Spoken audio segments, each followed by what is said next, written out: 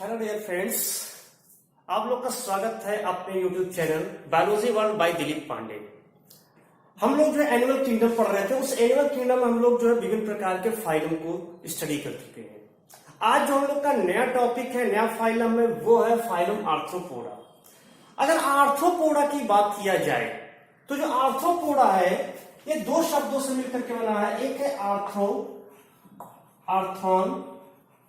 आर्थॉन means होता है joint, joint. इसको पेयर भी कह सकते हैं, ज्वाइंट या पेयर।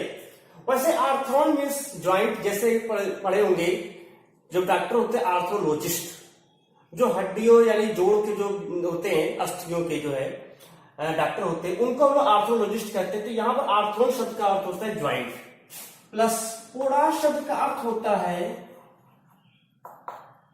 फीट, मतलब पैर, या इसको अपेंडेज भी कह सकते हैं। अपेंडेज मतलब कि यहां पर जो है संधित उपांग या जोड़ीदार उपांग जहां पर पाया जाता है, जिसमें भी जोड़ीदार उपांग होते हैं उनको जो है, या संधित पाद पाया जाता है, संधित पैर पाया जाता है, उसको हम लोग जो है आर्थ्रोपोडा के अंतर्गत रखते हैं।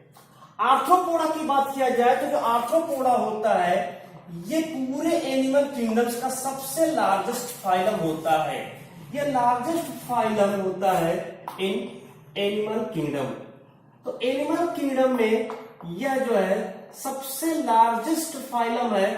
पूरे अगर जंतु जगत की बात करें तो पूरे जंतु जगत में लगभग जो है 60% जो जातियां हैं वो फाइलम आर्थ्रोपोडा में आता है। यानी कि ये चीज सबसे पहला यहां पर एक नंबर का क्वेश्चन की सबसे बड़ा जो फाइलम होता है, संघ होता है, वो होता है फाइलम आर्थ्रोपोडा।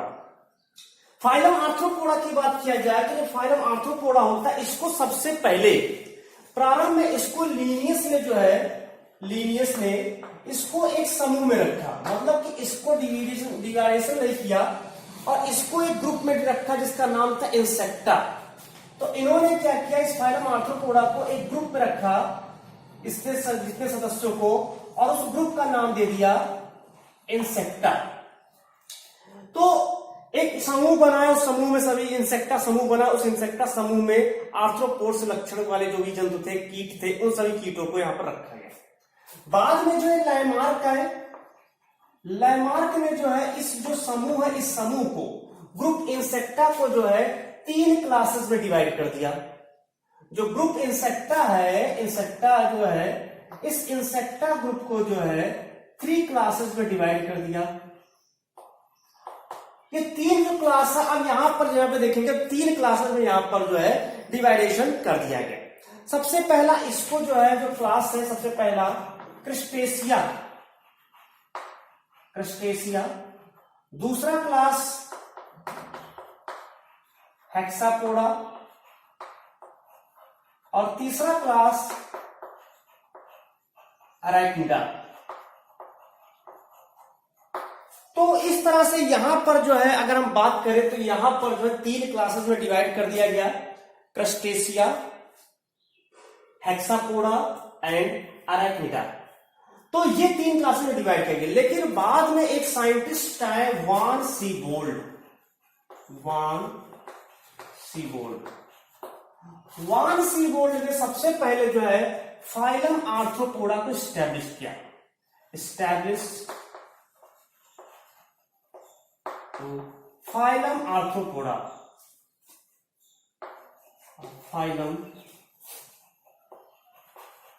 आर्थ्रोपोडा।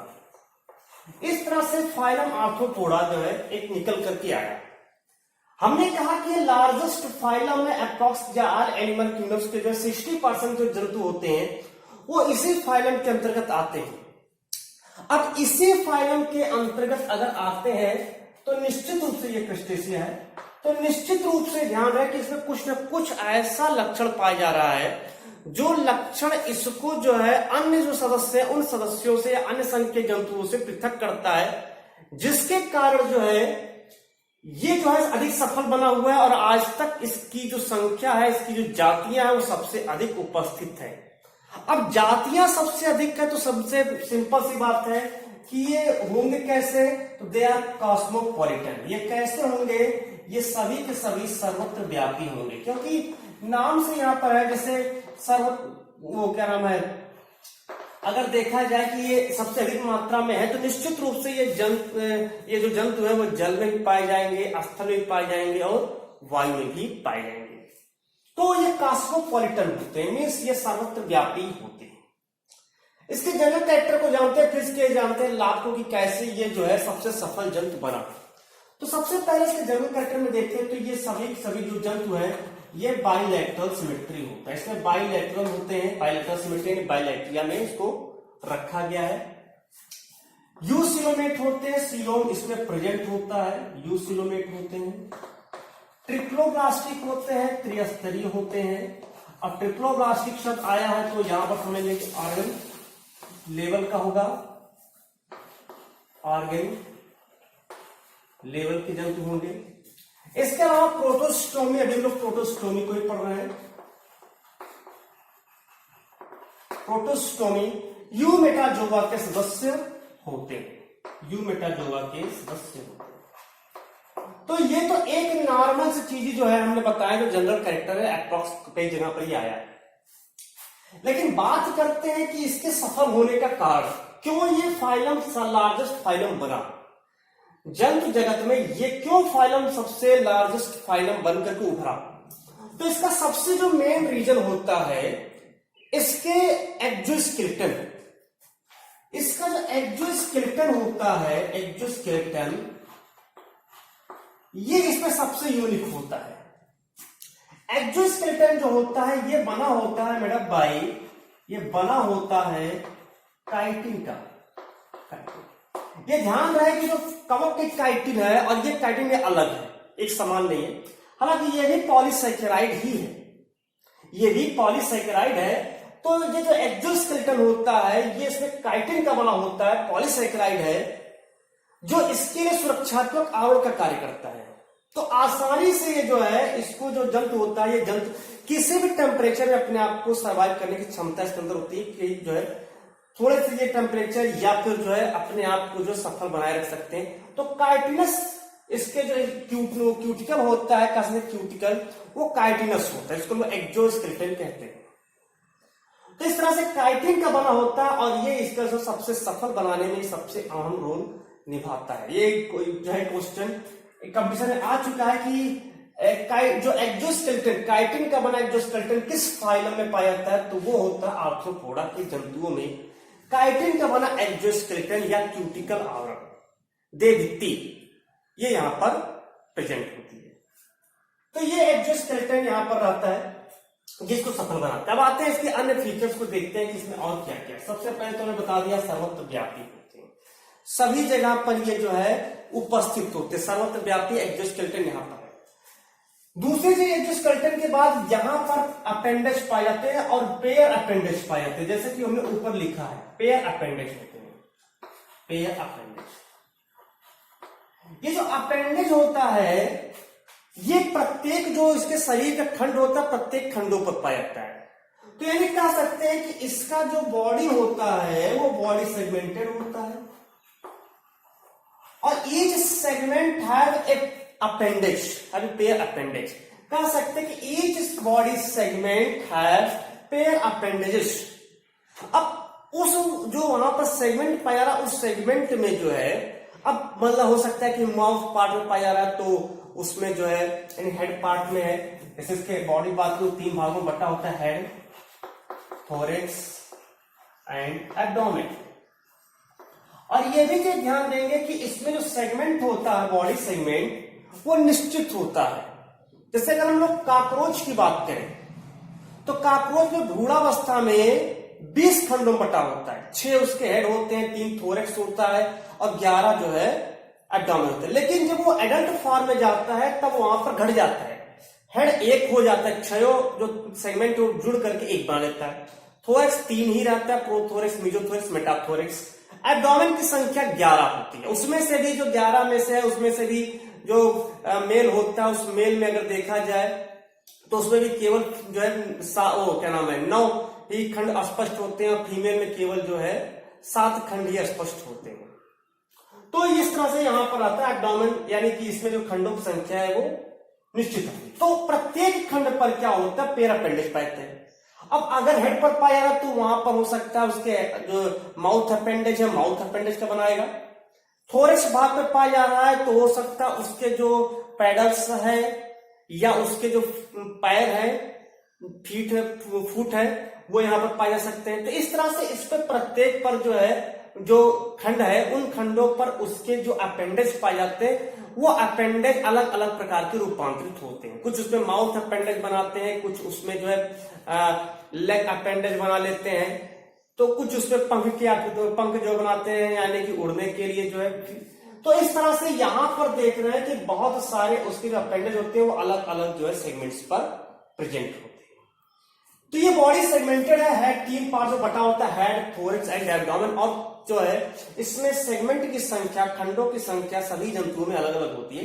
खंडों की संख्या सभी में जो है स्पष्ट होता है, खंडों की संख्या स्पष्ट होती है। और इसके साथ में इसके जो क्यूटिकल होता है, देह भित्ति जो होती है, इसकी क्यूटिकल या बॉडी वॉल कह सकते हो, बॉडी वॉल जिसे क्यूटिकल कहेंगे। काइटिनस तो होता है, लेकिन ये जो है इसको हम नाम देते हैं स्क्लेराइट, इसको कहते हैं स्क्लेराइट। असल में जो है जो इसके बॉडी के ऊपर, क्योंकि प्रत्येक सेगमेंट है, अब अगर पूरे बॉडी पर एक ही स्क्लेराइट हो तो चल नहीं पाएगा, चलेगा तो उसका शरीर एकदम तना रहेगा। तो इस शरीर क्या होता है, हमेशा लचीला बना रहना चाहिए। तो प्रत्येक खंड पर अलग अलग जो है यहाँ पर स्क्लेराइट्स पाया जाता है, अलग अलग स्क्लेराइट्स पाए जाते हैं। और कितने होते हैं प्रत्येक खंड पर, each segment have 4 type of sclerites जो होते हैं। ठीक है, अब यहाँ स्क्लेराइट की संख्या कितनी होती है, 4।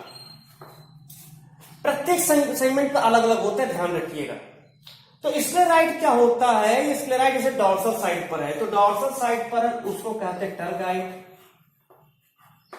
उस स्क्लेराइट का नाम है टरगाइट। एक टरगाइट डॉर्सल साइड पर, एक टरगाइट वेंट्रल साइड पर, उसको कहेंगे स्टर्नाइट। और यानी ये एक हो गया, ये एक हो गया, और 2 पार्श्व में होते हैं, इस साइड एक इस साइड, तो इसको कहते हैं प्लूराइड्स।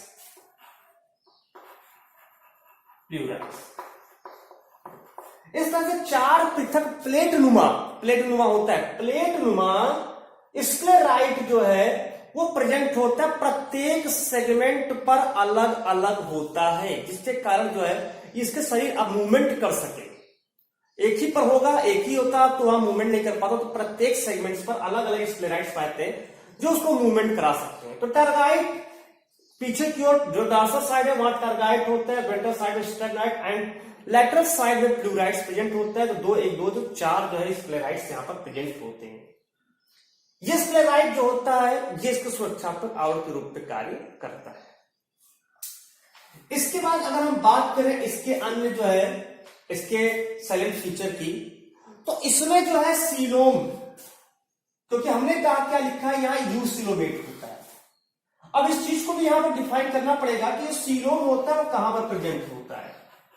तो इसमें जो सीलोम होता है वो केवल और केवल इसका जो जन्मांग होता है, यानी कि रिप्रोडक्टिव ऑर्गन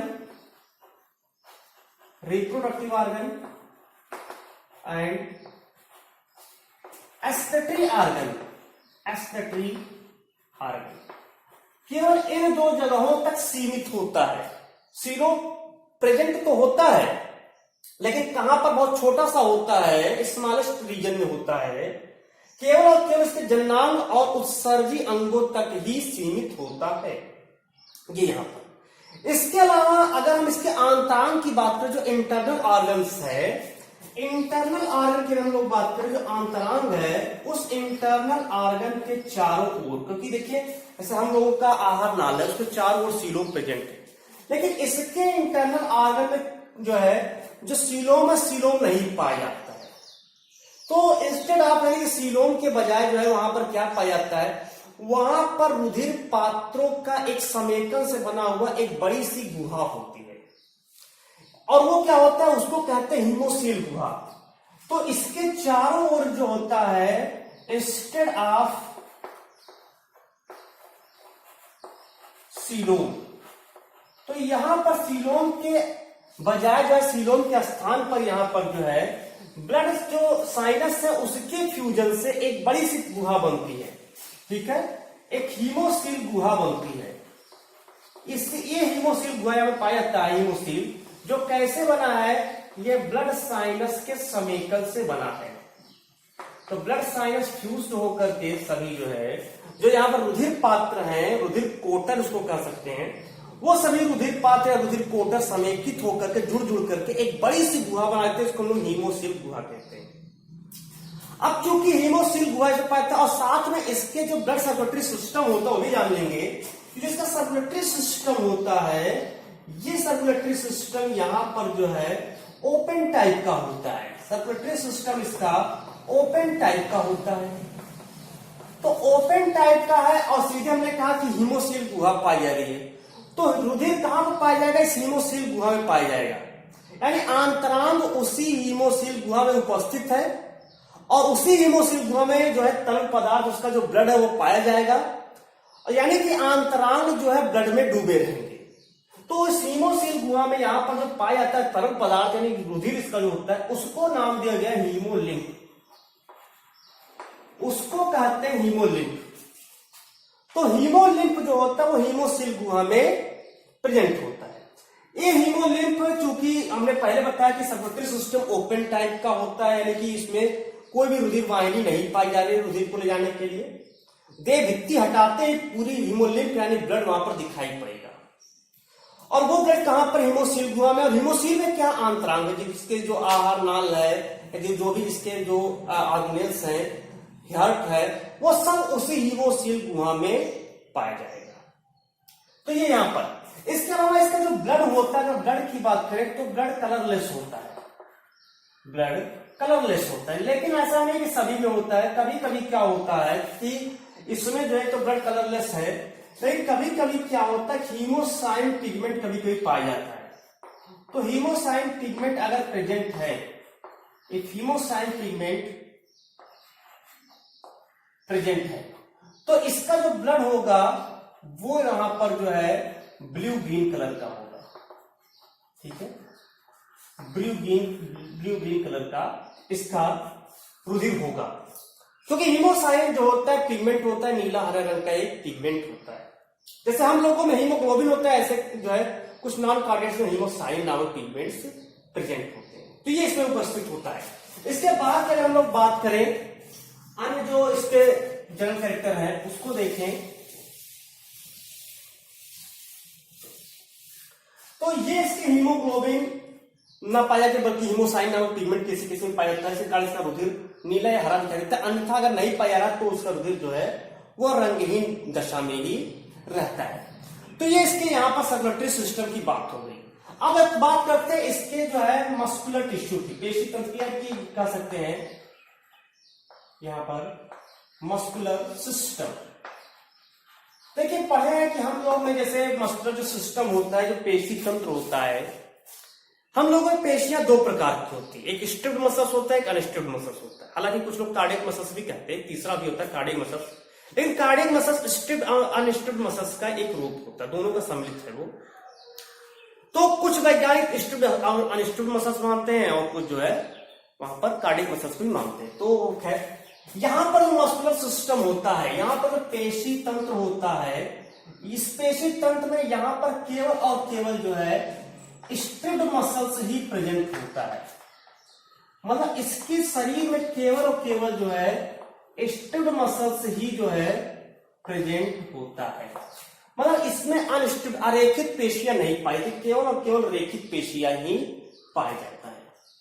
इसमें अगर उस सर्जक तंत्र की बात करें, एक्सक्रीटरी सिस्टम की बात किया जाए, एक्सक्रीटरी सिस्टम, तो इसमें एक्सक्रीटरी सिस्टम जो होता है वो डेवलप होता है, वेल डेवलप होता है। और इसमें जो ऑर्गन होता है, एक्सक्रीटरी ऑर्गन जो होता है, excretory organ, excretory system develop होता है, तो एक्सक्रीटरी ऑर्गन जो होता है इसमें, इसको हम लोग नाम देते हैं सीलोमोडक्ट कहते हैं, सीलोमोडक्ट पाया जाता है, या इसको मैलपीजी नलिका कहते हैं, इंग्लिश में मैलपीजियन ट्यूब्यूल कहा जाता है। तो इसमें जो है एक्सक्रीटरी ऑर्गन सीलोमोडक्ट या फिर माइलपीजी नलिकाएं या माइलपीजियन ट्यूब्यूल के नाम से जानते हैं या माइलपीजी नलिकाएं कहते हैं। तो ये इसमें उत्सर्जन पूरी तरह से डेवलप होता है। अगर रिस्पायरेटरी सिस्टम की बात किया जाए, रिस्पायरेटरी सिस्टम की बात किया जाए तो ये भी इसमें प्रेजेंट होता है। क्यों? क्योंकि ये बहुत ज्यादा डेवलप हो चुका है। अभी जो जंतु है वो बहुत ज्यादा डेवलप हो चुके हैं। रिस्पायरेटरी सिस्टम की बात करें तो हमने सबसे पहले कहा कॉस्मोपॉलिटन, तो दे आर कॉस्मोपॉलिटन यानी कि सर्वत्र व्यापी होते हैं। अब अगर सर्वत्र व्यापी है तो इसका मतलब यहाँ पर जो है जल में पाया जाएगा, स्थल में पाया जाएगा और वायु में उड़ेगा। तो अगर मान लेते हैं वो एक्वाटिक फॉर्म में प्रेजेंट है, मतलब जल में पाया जा रहा है, तो उसमें जो है श्वसन तंत्र के रूप में गिल्स पाया जाएगा। अगर वो मान लेते हैं तो है स्थलीय है, मान टेरेस्ट्रियल नेचर के हैं, टेरेस्ट्रियल में वायु भी दिया जाएगा, एरोब्स दिया जाएगा। तो टेरेस्ट्रियल है तो यहां पर ये जो है इसमें जो रिस्पायरेटरी ऑर्गन होगा वो ट्रैकिया होता है, कुछ में ट्रैकिया पाया जाता है और कुछ में जो है बुक लंग्स पाया जाता है। बुक लंग्स, इसको हिंदी में कहते हैं पुष्ट फुफ्फुस, क्योंकि इसके जो जैसे लंग्स होते हैं ये इस तरह से होते हैं, जैसे किताब होती है इसे खुलता बंद होता रहता है। तो यहाँ पर बुक लंग्स जो है पाया जाता है।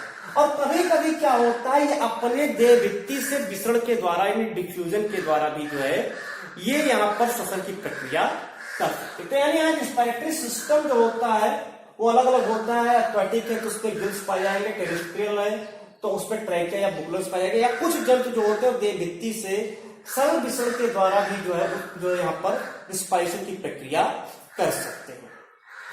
अगर डाइजेस्टिव सिस्टम की बात किया जाए तो इसका डाइजेस्टिव सिस्टम भी जो होता है वो वेल डेवलप्ड होता है। इसका डाइजेस्टिव सिस्टम भी जो होता है वो वेल डेवलप्ड होता है। इसके आहार नाल यानी कि इसमें एलिमेंट्री कैनाल जो होता है वो प्रेजेंट होता है, एलिमेंट्री कैनाल। अब एलिमेंट्री कैनाल जो इसमें प्रेजेंट होता है, एलिमेंट्री कैनाल प्रेजेंट होता है, ये एलिमेंट्री कैनाल 3 पार्ट से बटा होता है, फोरगट, मिडगट और हाइंडगट। 3 पार्ट से बटा होता है, फोरगट, मिडगट एंड हाइंडगट। अब उसमें फोरगट वाले पार्ट्स में जो है वहां पर फायरिंग्स है, वो बक्टोफेरिंजियल कैविटी है, फिर एसोफेगस है, फिर क्रॉप आता है, स्टमक नहीं क्रॉप आता है, और गिजार्ड। ये फोरगट है, फिर मिडगट में मिजेंट्रॉन आता है, फिर हाइंडगट में इलियम और सीकम और 10th रेक्टम आ जाता है। तो सब अभी जो है जब काकरोच पढ़ा जाएगा उसमें ज्यादा डिटेल है। तो एलिमेंट्री कैनाल इसमें जो प्रेजेंट होता है पूरी तरह से डेवलप होता है, 3 पार्ट से बटा होता है, foregut, midgut and hindgut, 3 part इसमें बटा होता है। तो इसमें डाइजेस्टिव सिस्टम भी बिल्ड होता है। अगर इसमें नर्वस सिस्टम की बात करें, नर्वस सिस्टम, तो इसमें नर्वस सिस्टम भी डेवलप होता है, जैसे एनालिडा का होता है उसी प्रकार होता है। यानी एक ब्रेन होता है, इसमें मस्तिष्क रहता है, ब्रेन, उस ब्रेन से जुड़ा एक नर्व रिंग होता है, एक नर्व रिंग होता है, एक, ठीक है, सिंगल। और इस नर्व रिंग से जुड़ा हुआ जो है नर्व कार्ड, दोहरी नर्व कार्ड होता है, दोहरी नर्व कार्ड होता है संख्या 2। और फिर नर्व कार्ड से बहुत सारे सेगमेंटल गैंग्लियन निकले होते हैं, सेगमेंटल गैंग्लियन निकल करके पूरे शरीर के जो आवेग उन आवेगों को ग्रहण करना और वापस भेजना। एक चीज और इसमें जानेंगे कि जैसे हम लोगों में हार्ट जो होता है, हार्ट की बात करें तो जैसे हम लोगों की बॉडी में हार्ट होता है वो वेंट्रल साइड में होता है। यहां पर थोड़ा सा अंतर होता है, इसका जो हार्ट होता है, हार्ट, ये हार्ट इसके डॉर्सल साइड पर पाया जाता है। हार्ट जो होता है डॉर्सल साइड पर प्रेजेंट होता है। हम लोगों में वेंट्रल साइड में हार्ट पाया जाता है, इसके डॉर्सल साइड यानी कि पीछे की तरफ जो हार्ट प्रेजेंट होता है। इसमें अगर ब्लड फ्लो की बात करें, देखिए हार्ट में भी अलग अलग होते हैं। जैसे अगर हम कॉकरोच को ले ले, अगर मान लेते हैं कॉकरोच एग्जाम्पल में, तो कॉकरोच जो होता है जिसको लोग जो है इसका जो नेम पेरी प्लेनेटा अमेरिकाना होता है, उस पेरी प्लेनेटा में अगर बात करें तो कॉकरोच में जो हार्ट होता है ये 13 कक्षों में बटा होता है, 13 चैम्बर में बटा हुआ हार्ट होता है। तो अलग अलग इसके चैम्बर होते हैं। इसके अलावा अगर इसमें ब्लड फ्लो की बात करें रुधिर का प्रवाह की बात करें तो रुधिर के प्रवाह जैसे हम लोगों में होता है, हम लोग किसी का अपोजिट होता है। हम लोगों में क्या होता है, ब्लड फ्लो जो होता है, जो क्या नाम डॉर्सल साइड है, डॉर्सल साइड पर आगे से पीछे की ओर होता है और वेंट्रल साइड है पीछे से आगे की ओर होता है। लेकिन इसमें क्या होता है, इसमें जो डॉर्सल साइड होता है, इस डॉर्सल साइड में पोस्टीरियर टू एंटीरियर होता है, पश्च भाग से अग्रभाग पर होता है, पोस्टीरियर टू एंटीरियर होता है। लेकिन अगर हम लोग अपनी बात करें तो हम लोगों में एंटीरियर टू पोस्टीरियर होता है डॉर्सल साइड में। और वेंट्रल साइड में अगर बात करें तो वेंट्रल साइड में इसमें एंटीरियर टू पोस्टीरियर होता है, एंटीरियर टू पोस्टीरियर। जबकि हम लोग अपनी अगर बात करें तो हम लोग posterior to anterior ventral side में होता है। इसमें कुछ जंतुओं में कंपाउंड आइज भी पाया जाता है, कंपाउंड आइज प्रेजेंट होता है। कंपाउंड आइज की अगर बात करें तो कंपाउंड आइज का नाम दिया गया क्योंकि ये लगभग जो है 2000, संख्या अलग अलग हो सकती है तो लगभग की बात कर रहा हूं, लगभग 2000 जो है नेत्रांशक से मिलकर के बना होता है। और प्रत्येक नेत्रांशक, जैसे मान लेते एक शीशा है, दर्पण है, तो दर्पण में एक ही फोटो आएगा, अगर देखा जाए एक प्रतिबिंब आएगा। लेकिन अगर उस दर्पण को तोड़ दिया जाए, उसके सामने जाएगा तो जितने वहां पर टुकड़े होंगे सभी टुकड़ों में अलग अलग प्रतिबिंब बनेंगे। वही दर्पण टूट गया तो अलग अलग जो वहां पर टुकड़े हैं सभी में अलग अलग प्रतिबिंब बनेगा। ऐसे यहां पर होता है इस कंपाउंड आइज में लगभग जितने भी नेत्रांशक होते हैं, जब कोई भी प्रतिबिंब उसके सामने जाता है तो उसके प्रत्येक नेत्रांशक में अलग अलग प्रतिबिंब बनता है और फिर वो जाकर के उसको ओमेटिडियम कहते हैं, ओमेटिडियम कहते हैं। फिर वो वहां से रैगडोम पर जाता है जहां पर समेकित होकर के सब एक बन जाते हैं। तो अभी खैर वो कंपाउंड आइज को डिटेल में पढ़ना है। यहां पर तो इतना जान लें कि कंपाउंड आइज इसमें भी प्रेजेंट होते हैं। कंपाउंड आइज का मतलब होता है कि बहुत सारे नेत्रांशकों से मिल करके बना हुआ। जैसे हम लोग में एक ही है, हम लोग किसी चीज को देखते एक ही रहता है, उसकी प्रतिबिंब हमारे इसमें एक ही बनेगी। लेकिन उसमें क्या होता है, अलग अलग प्रतिबिंब उसके नेत्र में बनता है लेकिन दिखाई पड़ता एक ही है। ठीक है, बाद में जब रैगडोम पर जाता है तो वहां से फिर एक ही जो है हो जाता है रेटिना के थ्रू होते हुए। तो कंपाउंड आइज इसमें जो है पूरी तरह से प्रेजेंट होता है। अगर रिप्रोडक्शन की बात करें तो इसमें जो रिप्रोडक्शन होता है, रिप्रोडक्शन सेक्सुअल रिप्रोडक्शन होता है और इसके अलावा ये सेक्सुअल डायमॉर्फिज्म भी शो करते हैं। सेक्सुअल डायमॉर्फिज्म मतलब कि जो है यह जो है लैंगिक द्विरूपता प्रदर्शित करते हैं, मतलब मेल अलग होता है फीमेल अलग होता है, तो मेल एंड फीमेल अलग होता है। और जो फर्टिलाइजेशन होता है, फर्टिलाइजेशन ये इंटरनल होता है। फर्टिलाइजेशन जो होता है इंटरनल होता है, यानी फीमेल के शरीर के अंदर होता है, फीमेल के शरीर के अंदर जो यहाँ पर जो है रहता है। तो इस प्रकार से जो है यहाँ पर जो है रिप्रोडक्शन होता है। अगर इसमें लार्वल स्टेज की बात करें, लार्वल स्टेज, तो लार्वल स्टेज में प्रेजेंट होता है, लेकिन ध्यान रहे कि अलग अलग जंतु में अलग अलग प्रकार के लार्वल स्टेज पाते हैं और एक से अधिक भी लार्वल स्टेज हो सकते हैं। तो ये जो पूरा था सबसे लार्जेस्ट जो फाइलम था आर्थ्रोपोडा, उसके कुछ यहाँ पर जनरल कैरेक्टर देखे कि कितने उसके जो है जो अलग अलग प्रकार के उसके लक्षण क्या क्या है। तो ये उसके कुछ जनरल कैरेक्टर और कुछ इसमें जो स्पेशल कैरेक्टर उसके रहते हैं, जिसके कारण जो है जो आर्थ्रोपोडा है आज के समय में सबसे सफल एनिमल माना गया, सबसे सफल जंतु माना गया है, क्योंकि इसी की जो जाति है सबसे अधिक जो है इस हमारी पृथ्वी पर उपस्थित है। लगभग अगर 15 लाख जंतु है तो उसमें 9 लाख जो जातियां हैं वो इसी संघ के जुड़ी हुई होती है। तो इस तरह से इसके कुछ जो जनरल कैरेक्टर यहाँ पर देखे। तो आई होप ये टॉपिक है फाइलम आर्थ्रोपोडा समझ में आएगा। ज्वाइंट्स फीट वाले, इसमें पेयर अपेंडेज भी पाए जाते हैं, अपेंडेज उपस्थित होता है। हम लोग जब कॉकरोच पढ़ाएंगे तो जो है एक अलग से कॉकरोच पढ़ाया जाएगा तो वहां पर डिटेल में इसके बारे में पढ़ेंगे कि एक एक पार्ट के बारे में पढ़ेंगे। एलिमेंट्री कैनाल कैसा होता है, उसके कंपाउंड आइज कैसे होते हैं, उसमें सर्कुलेटरी सिस्टम कैसा होता है, तो सब कुछ वहां पर जो है हम लोग पढ़ा जाएगा। एक चीज और ध्यान देना, इसमें जो क्या नाम है हार्ट होता है डॉर्सल साइड में होता है और उसका जो नर्वरिंग होता है, ये जो नर्व कार्ड है नर्वरिंग है, ये इसके वेंट्रल साइड में होता है, अपोजिट होता है। या वेंट्रल साइड में, हम लोगों डॉर्सल साइड में होता है, हम लोग के एकदम अपोजिट होता है। क्यों? क्योंकि ये नॉन कार्डिएट का सदस्य है, ये नॉन कार्डिएट का सदस्य है। अब इसके एग्जाम्पल की बात करते हैं कि इससे एग्जाम्पल क्या है। एग्जाम्पल में जितने भी आसपास दिखाई पड़ रहे कीट, चाहे तितली हो, चाहे पतंगा हो, चाहे जो है चींटी हो, चाहे जो भी क्या नाम है चींटी है, तो केकड़ा है या बिच्छू है, तिलचट्टा है, मक्खी है, मच्छर है, तो ये आसपास जितने भी कीट हमें दिखाई पड़ते हैं लगभग वो सभी जो है इसी संघ के जंतु होते हैं। धन्यवाद।